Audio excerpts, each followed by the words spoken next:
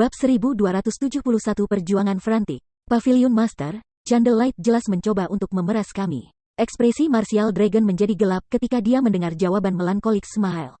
Mereka harus membayar 3.000 emas jika mereka ingin menunda pelelangan Thunder Passes selama 10 menit. Jumlah seperti itu cukup untuk membeli sebidang tanah yang sangat bagus di kota NPC biasa. Meskipun 3.000 emas bukan apa-apa ke Heavenly Dragon Pavilion, mereka akan bodoh menerima tawaran ini. Pada saat ini, 9 naga kaisar juga memiliki ekspresi jelek di wajahnya. Zero Wing terkutuk ini. 9 naga kaisar meninju tangannya di sandaran kursinya. Dengan nada dingin, dia berkata, biarkan mereka memilikinya. Bukankah itu hanya 3.000 emas? Aku akan meminta Phoenix Rain dan Zero Wing membayarnya kembali 100 kali lipat di masa depan.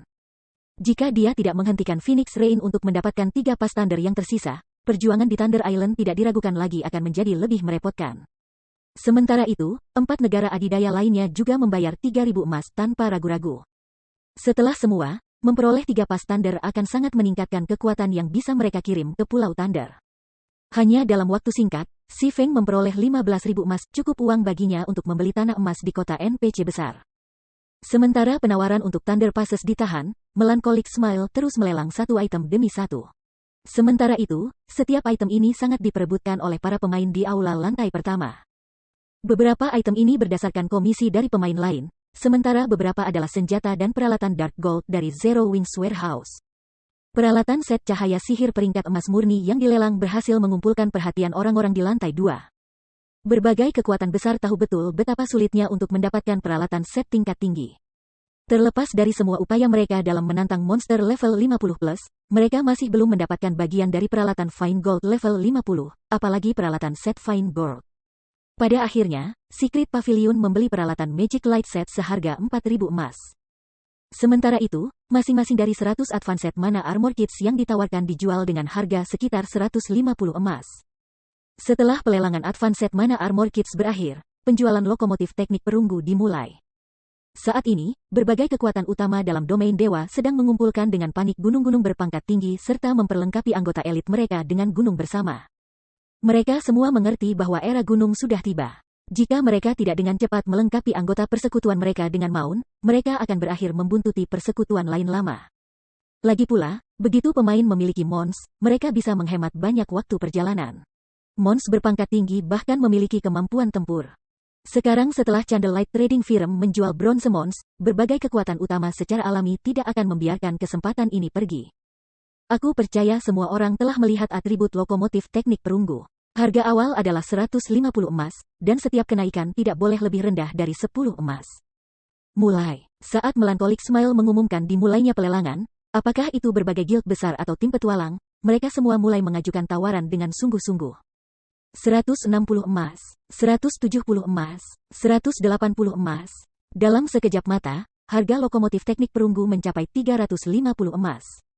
Sama seperti semua orang percaya bahwa harga gunung akan berhenti di 400 emas, tawaran baru datang dari salah satu kamar di lantai 2. 600 emas, Yuan Tixin menyatakan. Ini hanya gunung perunggu, namun pria di ruangan itu sebenarnya menawarkan 600 emas. Dia mungkin juga menggunakan uang itu untuk membeli senjata emas gelap tingkat atas. Semua orang takjub dengan tawaran Yuan Tixin. Sementara mereka mengerti bahwa Bronze Mons sangat langka, mereka pasti tidak mau menghabiskan 600 emas untuk mendapatkannya. Paman Yuan, kita bisa mendapatkan gunung hanya dengan 500 emas. Mengapa kamu menawarkan 600? Purple Jade bertanya dengan rasa ingin tahu. Setelah harga mencapai 400 emas, perwakilan dari guild kelas 1 tidak lagi menunjukkan minat. Bahkan mungkin untuk mendapatkan lokomotif teknik hanya 460 atau 470 emas, namun Yuan Tixin telah menawarkan 600 emas. Bahkan jika pavilion rahasia kaya, mereka seharusnya tidak membuang-buang uang mereka sedemikian rupa. Ini adalah perintah dari ketua kelompok. Dia telah menugaskan kami untuk membeli setiap lokomotif teknik yang muncul. Jika aku hanya menawar 500 emas kali ini, orang lain masih akan memiliki harapan untuk membelinya nanti. Jika aku menawarkan 600 emas sekaligus, mereka akan menyerah untuk mencoba Mons yang muncul kemudian dalam pelelangan, Yuan Tixin menjelaskan, tertawa. Apa? Bukankah kita sudah mendapatkan banyak lokomotif teknik dari Zero Wing sebelumnya? Selain itu, banyak ahli kami sering menyerang reruntuhan kuno untuk mengumpulkan gunung peringkat tinggi. Kita seharusnya tidak kekurangan Bronze Mons kan? Tanya Purple Jade, bingung. Justru karena kita telah memperoleh begitu banyak lokomotif teknik dari Zero Wing sehingga kita memiliki lebih banyak alasan untuk membeli setiap dari mereka yang muncul hari ini, jawab Yuan Tixin. Tersenyum. Awalnya, aku juga berpikir bahwa tidak ada yang istimewa tentang lokomotif teknik perunggu. Atribut dasar mereka bahkan lebih lemah daripada maun perunggu lainnya. Namun, ketika 50 lokomotif teknik dikumpulkan dalam kisaran tertentu, mereka akan mendapatkan buff yang disebut Mechanical Heart. Penggemar meningkatkan kecepatan gerakan gunung sebesar 15% dan baik pengendara dan pertahanan gunung sebesar 20%. Penggemar ini akan sangat membantu tim dalam perjalanan dan pertempuran. Mereka benar-benar memiliki efek seperti itu. Purple Jade terkejut. Dia segera mengerti mengapa ketua persekutuan ingin membeli semua lokomotif teknik perunggu. Kelompok besar sering melakukan operasi tim. Jika mereka dapat sepenuhnya melengkapi tim 50 orang dengan Bronze Engineering Locomotives, efisiensi tim akan meningkat pesat. Setelah itu, Secret Pavilion langsung membeli setiap lokomotif teknik perunggu yang naik di lelang. Meskipun beberapa guild kelas 1 mencoba bersaing untuk mendapatkan maun, Secret Pavilion menutup mereka dengan tawaran yang jauh lebih tinggi. Tak satu pun dari mereka mendapat peluang apapun. Pada akhirnya, Pavilion Rahasia membeli semua 10 gunung yang ditawarkan. Akibatnya, orang-orang juga mulai mengenali standar lelang cahaya lilin. Pada saat yang sama, suasana di tempat lelang semakin memanas.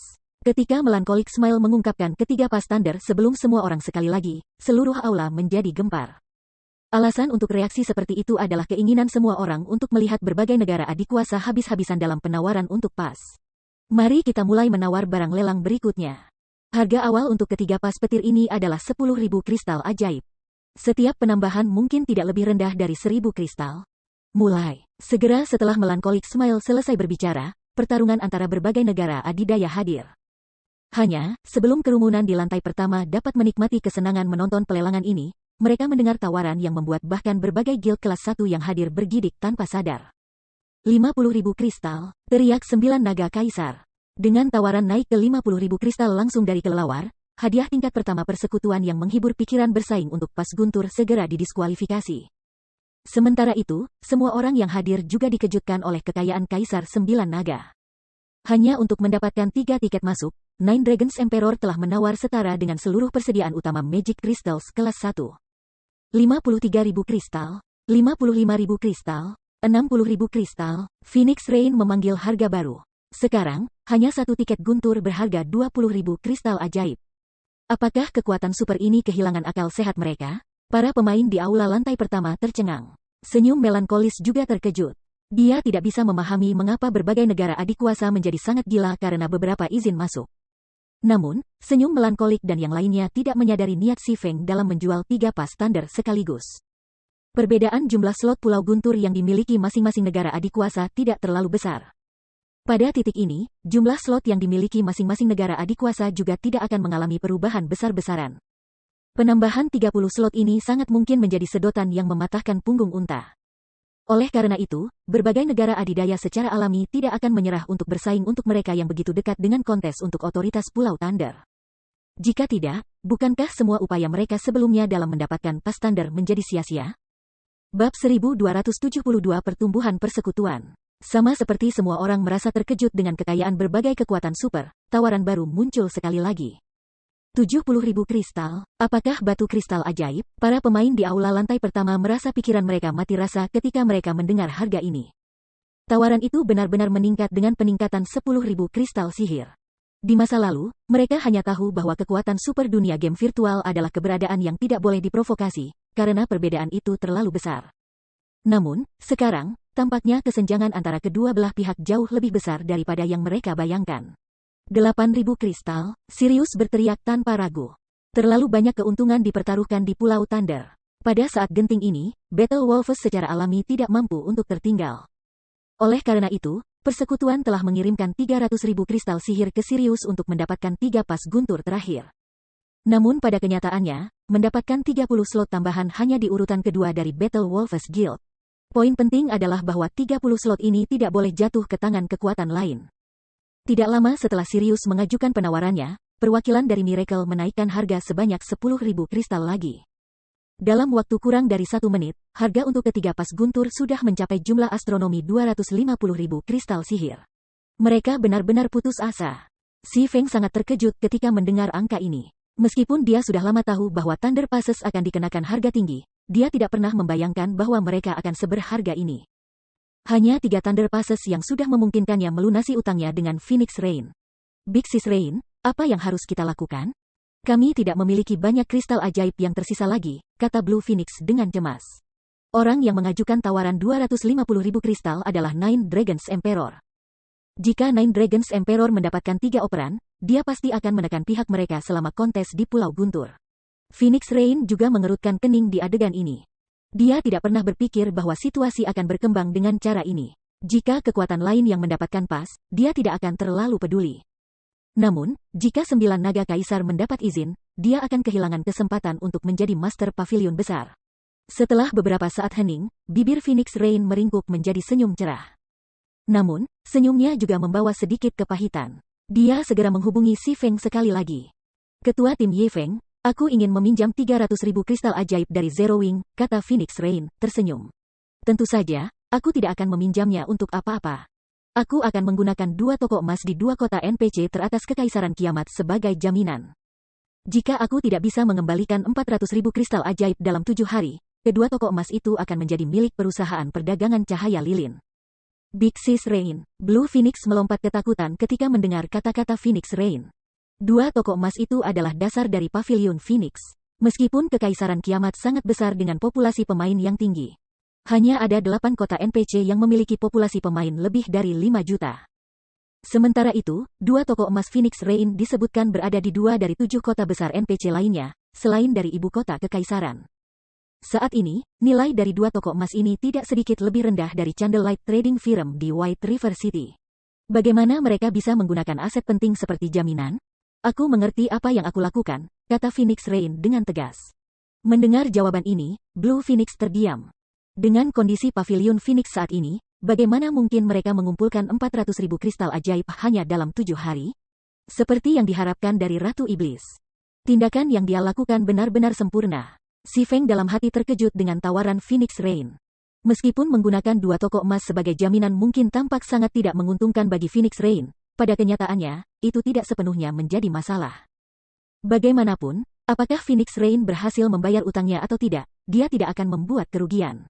Jika dia berhasil menebus utangnya, dia bisa dengan mudah mengambil tokonya. Bahkan jika dia gagal, toko-toko akan menjadi milik perusahaan perdagangan Candlelight. Bukan milik Zero Wing. Ada perbedaan besar antara toko-toko yang jatuh ke tangan Candlelight Trading Firm dan Zero Wing. Lagi pula, Phoenix Rain memiliki 20% saham Candlelight Trading Firm.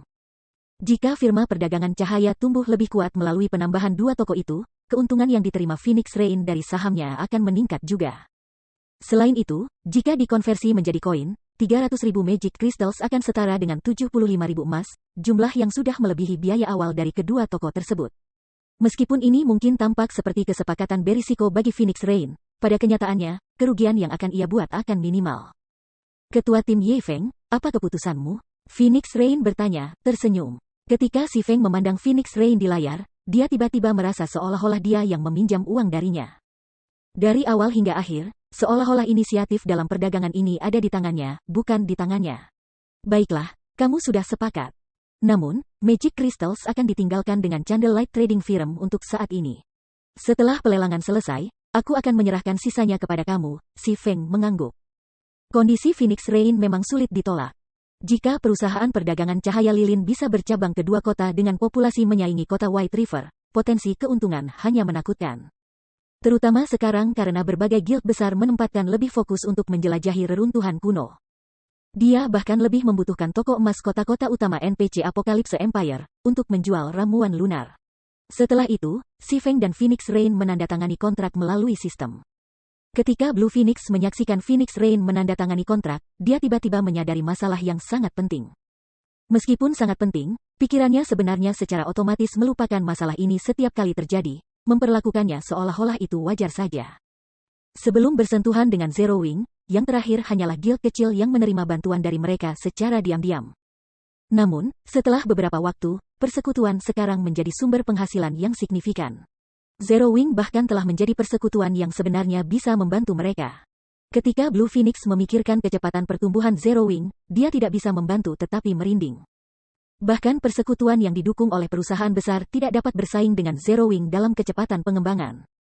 Sementara itu, selama waktu ini, harga untuk ketiga pas guntur sudah mencapai 280.000 kristal sihir.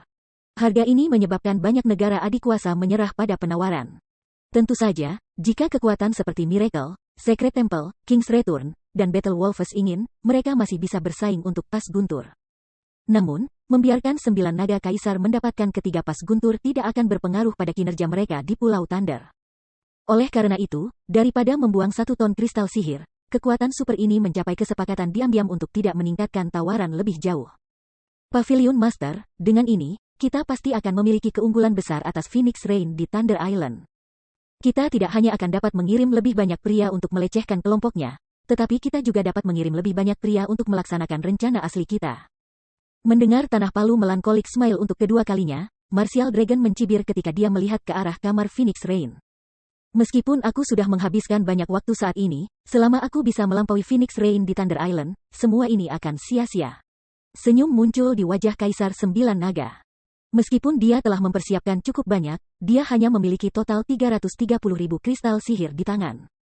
Jika kekuatan lain terus bertarung untuk Thunder Passes, dia tidak akan bisa melakukan perlawanan. Namun, tepat saat Palu akan mendarat untuk ketiga kalinya, sebuah tawaran baru muncul di tempat lelang.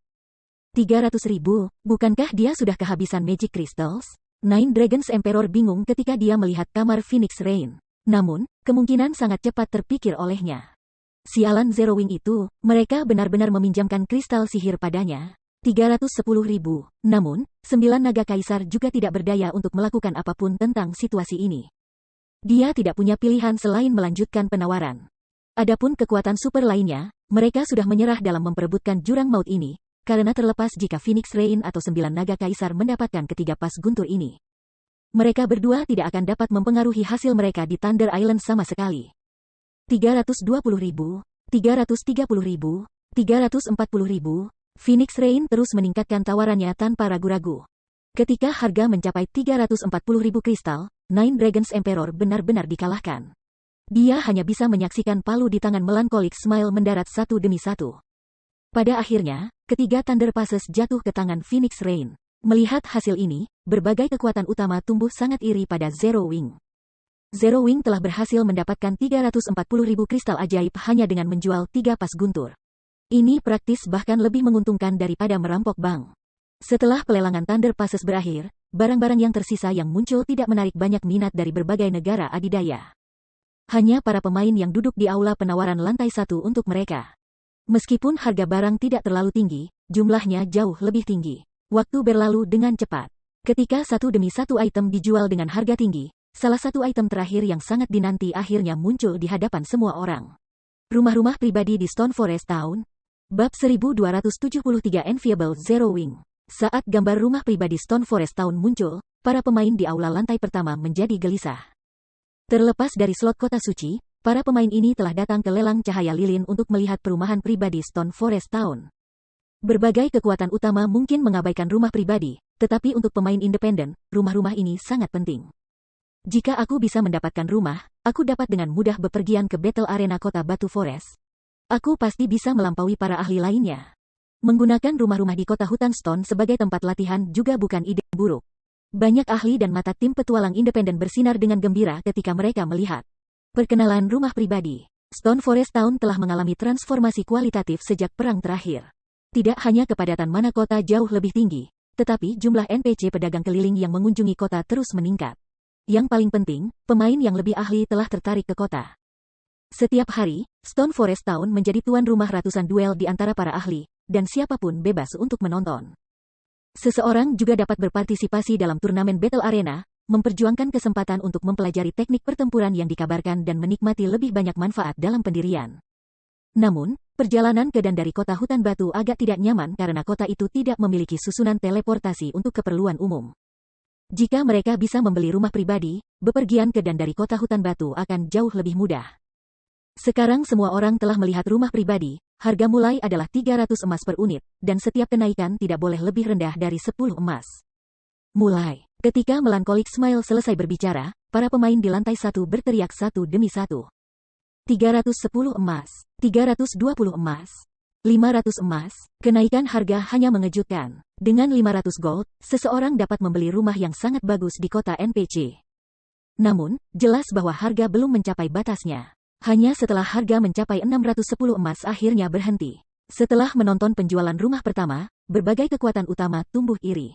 Membangun sebuah rumah di kota pemain sangat murah, dengan yang termurah hanya seharga 20 emas dan rumah-rumah mahal seharga 100 emas. Namun, semakin mahal sebuah rumah, semakin banyak ruang yang dihuni. Tidak perlu dikatakan, untuk memaksimalkan penggunaan lahan mereka, Zero Wing akan membangun 20 gold rumah daripada 100 gold rumah. Sekarang, setiap rumah 20 emas ini dijual lebih dari 600 emas. Lelang Candlelight menjual total 50 rumah, tetapi itu tidak seberapa dibandingkan dengan jumlah tim petualang dan pemain independen yang ada. Rumah-rumah berikut dijual dengan harga yang jauh lebih tinggi daripada yang pertama. Di antara 50 rumah, yang paling mahal telah dijual seharga 740 emas. Rata-rata rumah-rumah itu dijual seharga 650 emas. Dengan melelang 50 rumah, Zero Wing telah menghasilkan 32.500 emas. Meskipun ini adalah perubahan cadangan untuk negara adikuasa, ke persekutuan kelas 1, itu adalah sejumlah besar uang. Itu sudah cukup untuk melengkapi banyak anggota elit mereka dengan Common Mons. Ketua pemimpin, ini adalah kesempatan langka, mengapa kita tidak menjual beberapa unit lagi? Melancholic Smile menghubungi Si Feng dan menyarankan setelah melihat kekecewaan para pemain. Jelas bahwa jumlah rumah yang mereka tawarkan jauh dari cukup untuk memenuhi permintaan. Tidak. Kami akan tetap dengan rencana awal kami. Kami ingin mereka belajar tentang manfaat rumah Stone Forest Town terlebih dahulu. Di masa depan, kita akan dapat menjual rumah dengan harga lebih tinggi. Si Feng langsung menolak proposal itu. Meskipun Stone Forest Town dapat menampung lebih banyak rumah, dia punya rencana lain untuk kota itu, terutama rencana migrasi Stone Forest Town.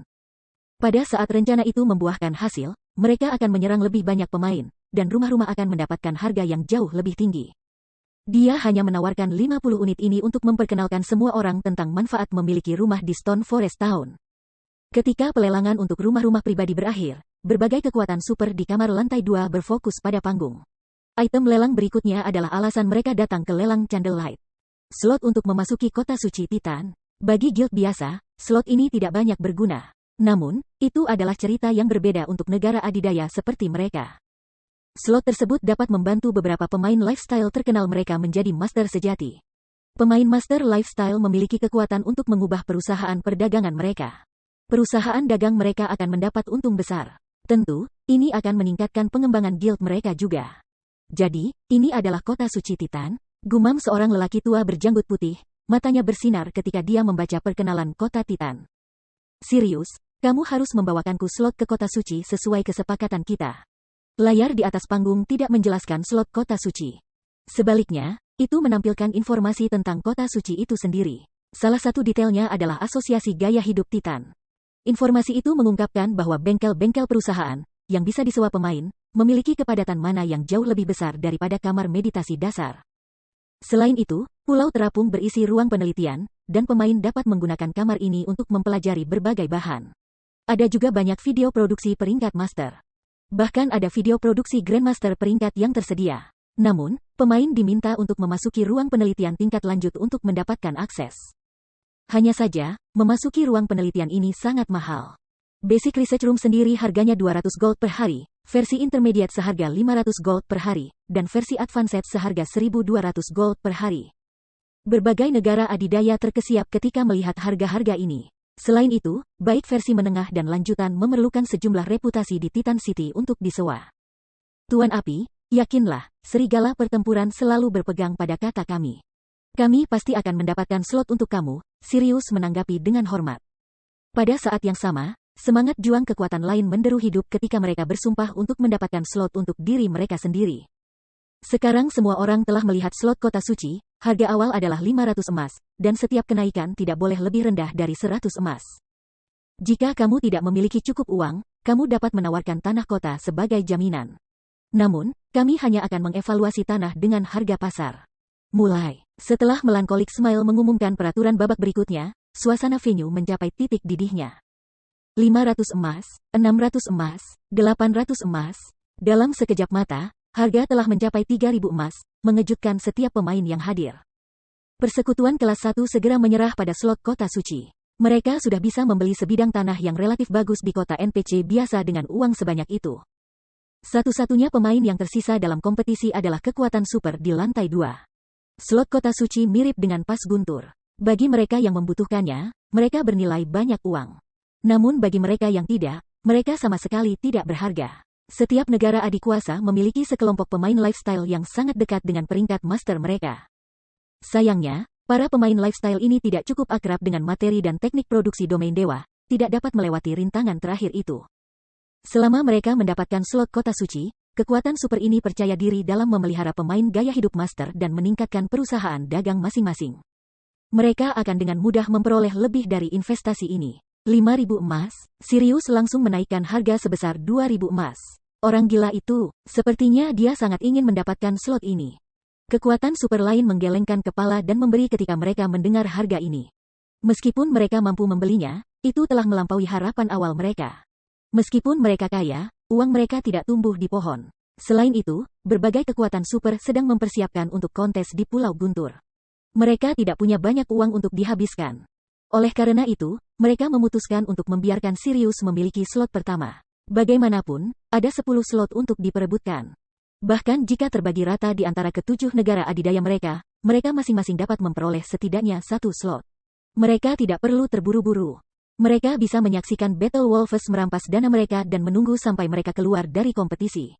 Setelah itu, penawaran untuk slot kedua dimulai. 5.000 emas, Sirius berteriak sekali lagi. Bab 1274 Kekayaan yang menakutkan. Tawaran Sirius membungkam venue. Apakah pria itu gila? Membuang 5.000 emas sekali tidak cukup baginya? Kedermawanan Sirius mengejutkan para pemain di aula lantai pertama. Dengan 5.000 emas, seseorang dapat membeli peralatan epik yang sangat berkualitas tinggi. Sementara itu, Melancholic Smile, yang berdiri di atas panggung, mengungkapkan senyum gembira. Dia tidak pernah berharap slot kota suci dijual dengan harga setinggi itu. Meskipun dia tidak akan menerima 1 koin pun dari penjualan, Zero Wing dapat menghasilkan lebih banyak uang. Mereka akan memiliki cukup untuk pengembangan persekutuan, merekonstruksi Stone Forest Town, dan membeli Diamond Wood. Seperti putaran pertama penawaran untuk slot kota suci, tidak ada negara adikuasa yang bersaing untuk yang kedua. Setelah itu, Melancholic Smile memulai penawaran untuk slot ketiga. 5.000 emas, Sirius berteriak lagi. Apakah pertempuran serigala menjadi gila? 9 naga kaisar mengerutkan kening. Apakah mereka benar-benar berpikir kita tidak akan menantang mereka? Kali ini, negara adikuasa menolak membiarkan Sirius mengambil jalannya.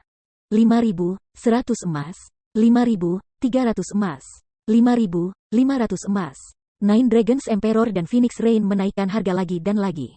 Pada akhirnya, bagaimanapun, Sirius masih memenangkan slot kota suci ketiga untuk 6.500 emas. Ketika yang lain membeli 3 slot pertama, berbagai negara adidaya mulai cemas, menawar lebih keras lagi. Pada akhirnya, di antara 7 slot yang tersisa, yang termurah telah dijual seharga 6.100 emas, sedangkan slot terakhir dijual seharga 7.000 emas. Para pemain di venue tertegun. Sementara itu, berbagai guild kelas 1 berubah menjadi hijau karena iri. Nolwing menghasilkan 62.400 emas dengan menjual 10 slot. Jika penguburan singular tahu tentang ini, dia akan menjadi gila. Galaxy Pass tersenyum pahit saat dia menyaksikan fase pertama lelang Candlelight berakhir. Aku khawatir tidak lama lagi sebelum Zero Wing menjadi penguasa Star Moon Kingdom. Sepertinya kita masih harus mengalihkan pengembangan Star Alliance ke kerajaan lain. Kekuatan guild tercermin tidak hanya dalam pemain ahli dan elitnya, tetapi juga dalam kecakapan keuangannya. Meskipun Zero Wing telah diakui sebagai guild nomor 1 di Star Moon Kingdom, itu memiliki jauh lebih sedikit pemain elit daripada guild kelas 1.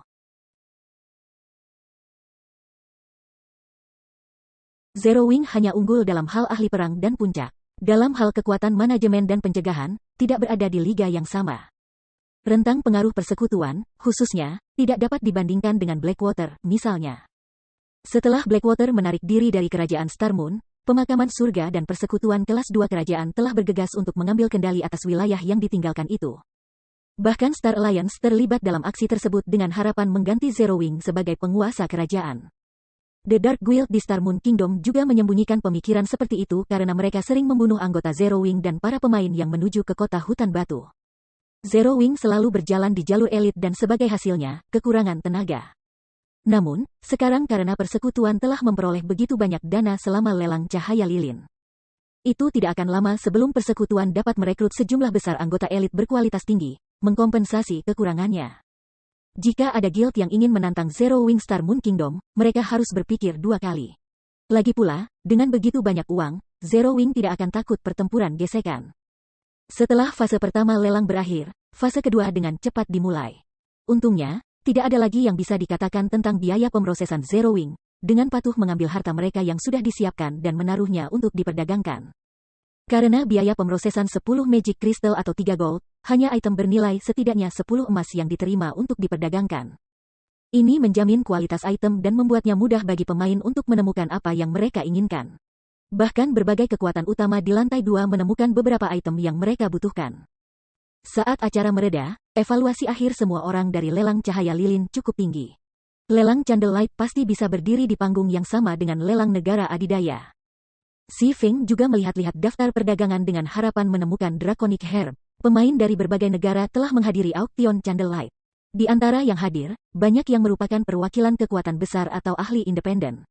Kemungkinan menemukan ramuan Draconic di sini jauh lebih tinggi daripada mencari ramuan di tempat lain. Bagaimanapun, untuk mendapatkan ramuan Draconic, orang membutuhkan keberuntungan yang cukup dan kekuatan yang cukup. Pemain kaliber ini tidak selalu mau menjual Draconic Herb yang mereka peroleh. Sebagai gantinya, mereka biasanya memperdagangkan ramuan super langka seperti itu untuk barang-barang yang bisa bermanfaat bagi perkembangan mereka. Apakah ini nyata? Si Feng tiba-tiba menemukan barang yang sangat dikenal saat dia membaca daftar. Bab pahlawan.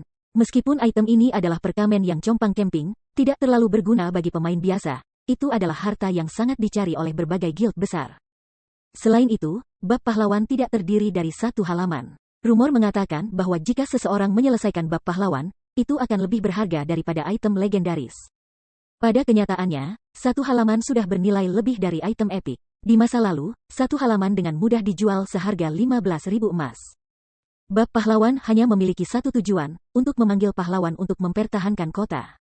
Pahlawan yang dipanggil berfungsi seperti NPC penjaga di kota NPC. Di masa lalu, Si Feng telah mendapatkan halaman dan memanggil seorang pahlawan untuk mempertahankan kota utama Sado. Si Feng tidak pernah membayangkan bahwa bab pahlawan akan muncul di lelang cahaya lilin. Pemiliknya pasti tahu cara mengemudi yang sulit. Si Feng heran ketika dia melihat harga para pemain.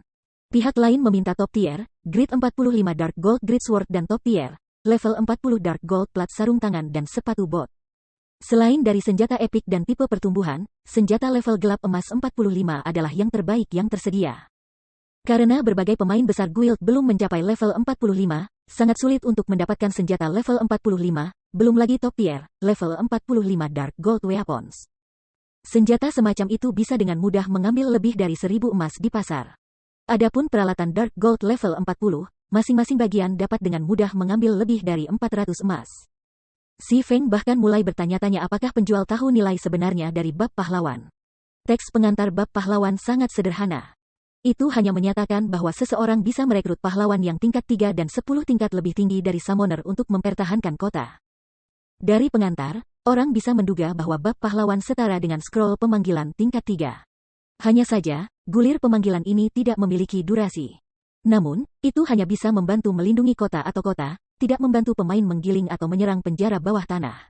Karenanya, nilai bab harus dibatasi. Pada tahap permainan ini, akan mengejutkan jika bisa dijual seharga 600 emas. Namun, jika itu adalah scroll pemanggilan tingkat 3 yang sebenarnya, itu bisa lebih sedikit karena bisa membantu melawan bos yang kuat.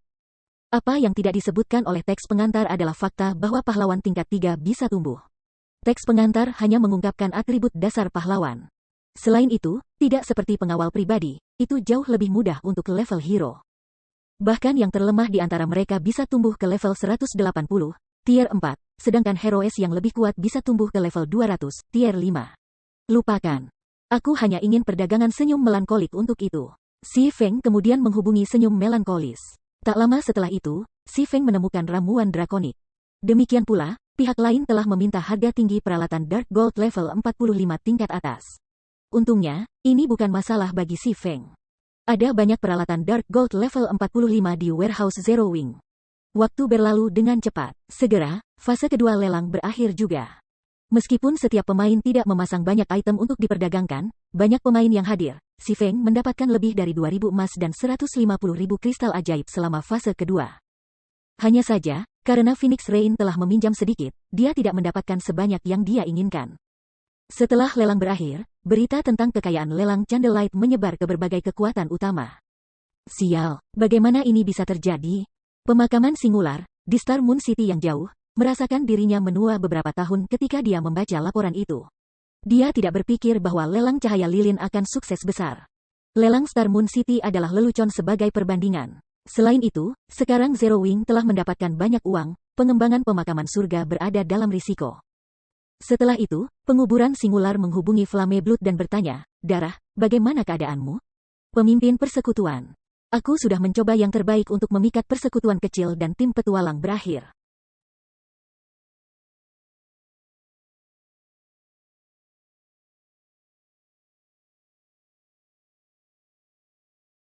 Meskipun beberapa dari mereka sudah mulai bijak dan menjadi curiga, hal-hal di sisi gelombang terbengkalai berkembang dengan lancar. Aku tidak percaya itu akan lama sebelum pemakaman surga memiliki bintang bulan raya, kata Flame Blood bersemangat.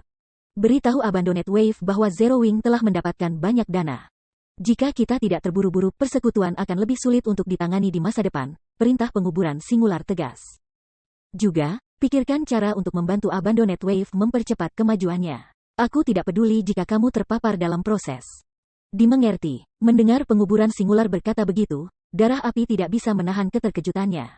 Seberapa jauh Zero Wing telah berkembang untuk membuat tetua guild begitu gugup? Sementara itu, Si Feng telah diam-diam mencapai balai kota-kota White River. Tuan, bagaimana aku bisa melayani kamu hari ini? Tanya resepsionis wanita ketika ia mendekati Si Feng. Aku ingin membangun kota, jawab Si Feng. Bab 1275 Membangun Kota. Di ruang penerimaan VIP di lantai 2 balai kota, seorang pria paruh baya dengan pakaian indah perlahan membuka pintu dan memasuki ruangan. Keterampilan identifikasi tingkat tinggi akan memberitahu seseorang bahwa pria seperti kepala pelayan ini sebenarnya adalah level 180, NPC tingkat 3 bernama Jarvis. Lord Protector, aku dengar kamu ingin membangun kota. Bolehkah aku melihat pesanan bangunan kota kamu? Jarvis bertanya. Di sini, Si Feng mengeluarkan perkamen yang compang camping. Ini memang perintah membangun kota yang diberikan keluarga kerajaan lebih dari seabad yang lalu. Bolehkah aku tahu di mana kamu ingin membangun kota kamu untuk memberi kamu perkiraan yang akurat, tuanku? Namun, aku harus mengingatkan kamu bahwa lokasi tingkat tinggi memerlukan biaya konstruksi yang lebih tinggi, jelas Jarvis. Dia kemudian memberikan Magic Scroll dan membiarkan Si Feng memilih lokasi untuk kotanya. Dimengerti, aku ingin membuatnya di Bukit Penyihir. Si Feng menunjuk ke Bukit Penyihir di gulungan. The Witch Hill pasti dapat memikat banyak pemain sebagai peta besar level 50 hingga 70. Itu juga dekat dengan reruntuhan Morphul. Reruntuhan Morphul adalah Hell Mode Regional Dungeon, dan seperti pegunungan Stoneclaw, itu menghasilkan banyak kristal sihir. Bukit Penyihir itu sendiri memiliki pintu masuk ke dunia lain. Witch Hill masih populer di kalangan pemain bahkan 1 dekade setelah game diluncurkan. Baik, bolehkah aku tahu persis di mana kamu ingin membangun kota kamu? Jarvis bertanya. Dia mengetuk Magic Scroll, dan model miniatur Witch Hill muncul di hadapannya. Lokasi yang tepat, Si Feng dengan hati-hati memeriksa model di depannya. Dia hanya bertanya tentang biaya membangun kota selama kunjungan terakhirnya. Bahkan jika dia telah memutuskan untuk membangun kotanya saat itu, pilihan petanya terbatas karena statusnya. Sistem akan secara acak memutuskan lokasi tepatnya kota. Sekarang dia memiliki gelar pelindung kota. Tidak hanya Jarvis, NPC paling kuat ketiga di balai kota, melayaninya, tetapi dia juga bisa memilih lokasi tepatnya kota itu. Hak istimewa ini juga memiliki kelemahannya sendiri. Biaya konstruksi akan berfluktuasi tergantung pada medan lokasi yang ia pilih.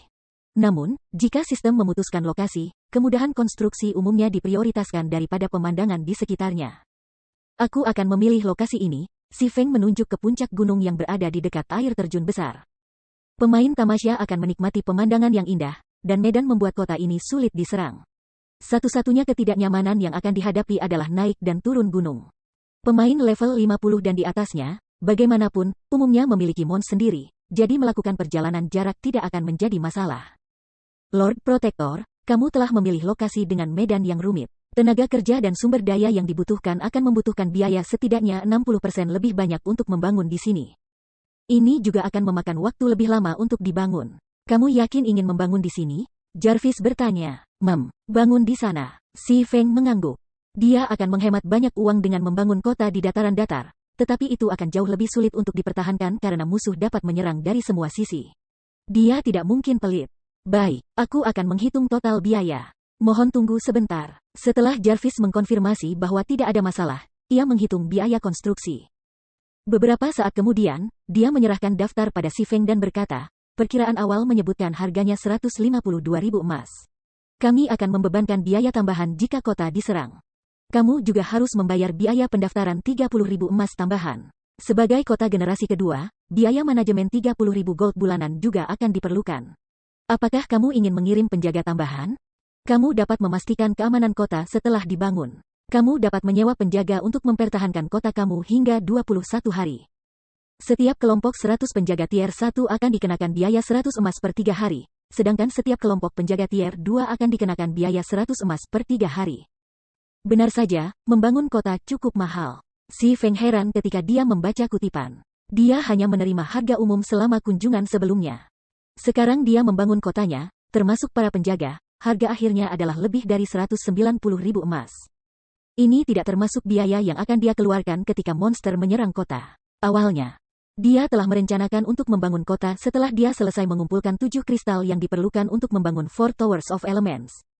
Sekarang dia memiliki bab pahlawan, dia bisa mengusir kemungkinan penjajah bahkan tanpa 4 Towers of Elements. Secara alami, dia harus membangun kota sesegera mungkin.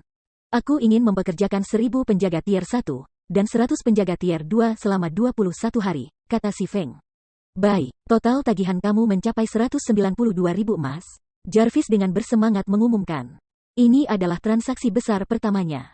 Butuh sekitar 6 hingga 10 hari untuk membangun kota tergantung pada situasi setempat.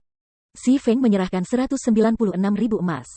Dia telah mendapatkan cukup banyak dengan berkah Dewa Laut, tetapi dia hanya memutuskan untuk mengambil 30.000 emas bersamanya. Dia telah meninggalkan sisa dana dengan Fire Dance untuk membeli runic fragments dan biaya teleportasi.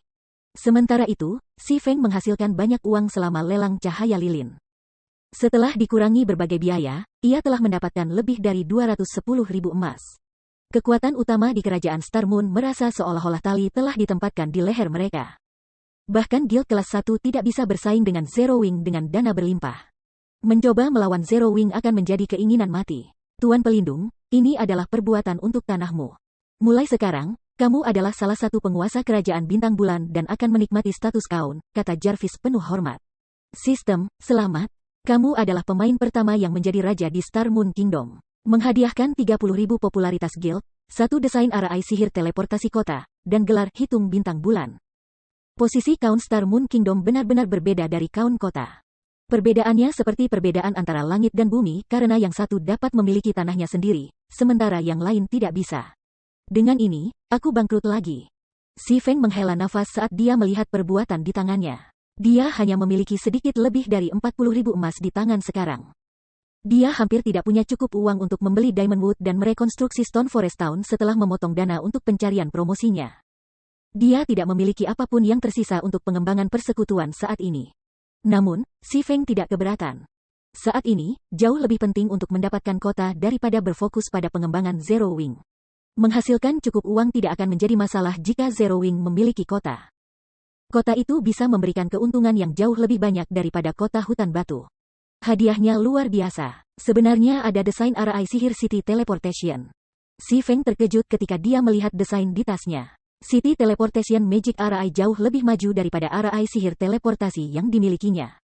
Itu dapat menampung lebih banyak orang sekaligus dengan biaya operasi yang jauh lebih rendah.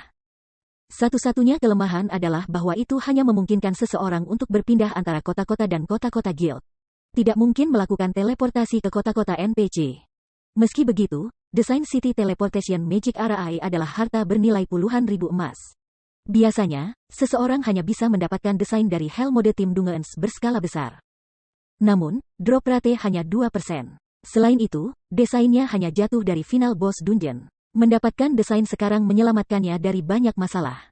Dia bisa menghubungkan kota secara langsung ke kota hutan batu setelah kota itu dibangun. Ini akan secara drastis meningkatkan nilai kota dan kota. Sekarang aku sudah berurusan dengan semuanya, sudah waktunya untuk menantang pencarian promosi aku, pikir Si Feng sambil menatap Soul Orb di tasnya. Praktis itu bom waktu. Dia perlu menghadapinya sesegera mungkin.